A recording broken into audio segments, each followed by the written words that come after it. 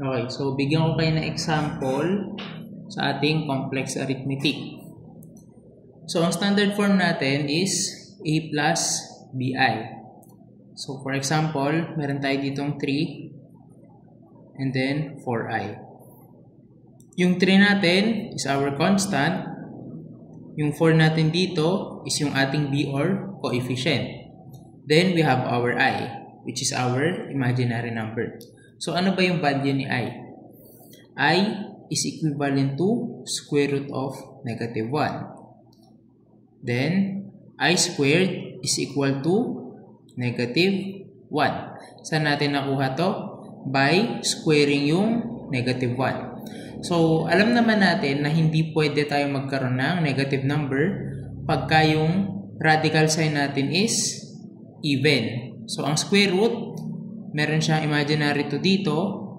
Therefore, it is an even number. So, hindi tayo pwede magkaroon ng negative sa loob. Kaya, ang pinapalit natin dun is yung letter na I.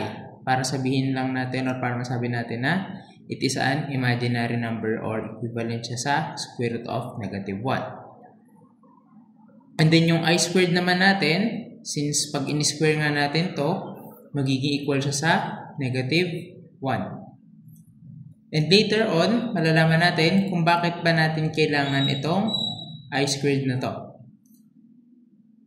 So, sabihin natin na meron akong 3 plus 4i and in-add ko siya sa 2 plus 5i. Ngayon, pag mag-a-add tayo ng complex arithmetic, gawin natin yung like terms. Pag-a-addin muna natin. So, ano ba ang like terms dito? 3 and 2, tsaka yung 4i and 5i. So, what we're gonna do is 3 plus 2 is equal to 5. Then, 4i plus 5i is equal to positive 9i. Okay. So, pag nag-a-add po tayo ng may variable, hindi po natin isasama yung exponent, ha? Ang gagawin lang natin, ang i-add lang natin is purely yung numbers lang niya, then copy lang natin yung variable. Numbers or yung coefficient niya. Okay? So, sa standard form, ito na po yun. Yan na yung ating final answer. Again, pag standard form. Ngayon, may pwede pa ba tayong gawin dito? Yes. If hinahanap natin yung magnitude or yung absolute value. So, for example, nanap natin yung absolute value ng 5 plus 9i, magkakaroon tayo dyan ng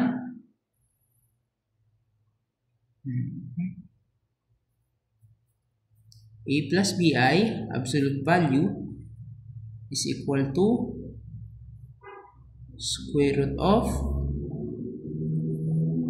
a squared plus b squared. So, it would be equal to square root of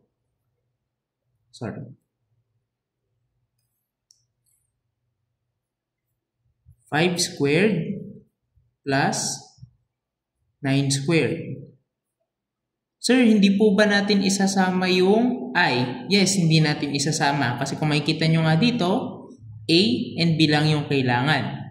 So, sa natin, sa standard form natin, yun ay ito lang. Yung constant and yung coefficient.